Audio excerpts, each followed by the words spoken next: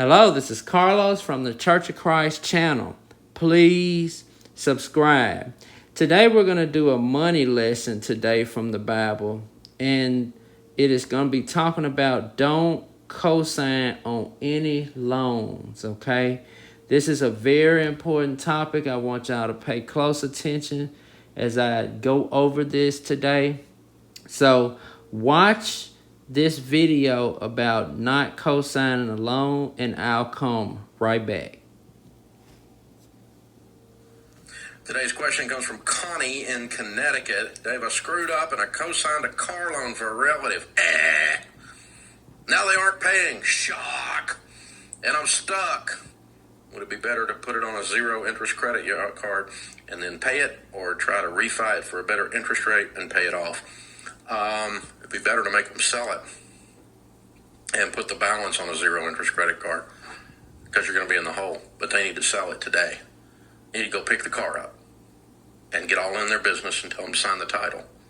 And you need to sell it and borrow the money to cover the difference. You've lost your money, but they've lost their car. This is why we never co-sign. Co-signing is stupid. I've done it. I had people do it for me.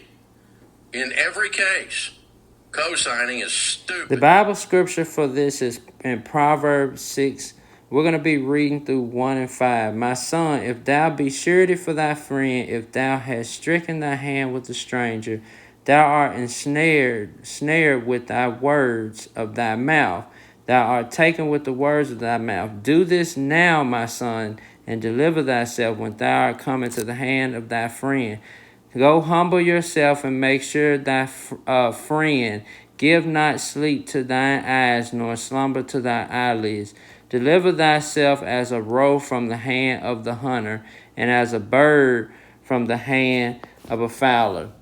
And so if we switch over to the New Living Translation, the New Living Translation reads like this. My child, if you have put up security for a friend's debt, or agree to guarantee the debt of a stranger, all right? And, pay close attention to these words now. If you have trapped yourself by your agreement or caught by what you said, follow my advice and save yourself. For you have placed yourself at the friend's mercy. Now swallow your pride. Go and beg to have your name erased. Don't put it off. Do it now. Don't rest until you do. Save yourself like a gazelle escaping from a hunter, like a bird fleeing from a net.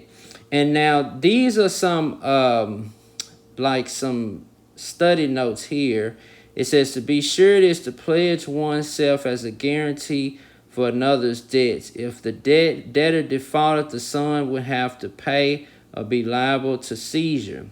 Stricken the hand probably referred to a gesture that made it official, an ancient equivalent of shaking hands or signing a contract. To risk one's assets and reputation for a friend is inadvisable, much less a stranger. So pay attention to this.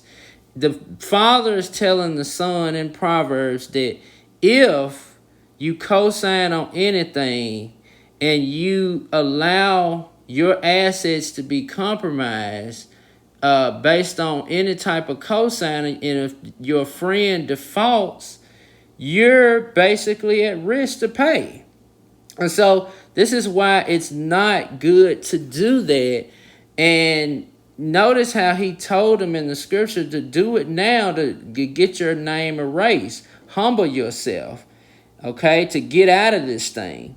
Now let's look at Proverbs 11:15. There's danger in putting up security for a stranger's debt. It's safer not to guarantee another person's debt. So the Bible has a lot of money principles, okay? Proverbs is full of them.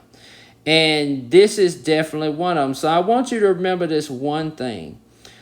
Dave Ramsey said, don't co-sign a loan for anyone, even family. The lender requires a co-signer because they know it's likely the borrower won't pay the loan. So be careful with your money. Okay, the Bible, tells us to give, and all of those things, but it's only giving what you can afford to lose. And a loan is constant payments and until the loan is paid off. If your friend or your family can't afford whatever it is that they want, then they don't need to have it. Okay? So never co-sign for anybody. And this is a biblical concept.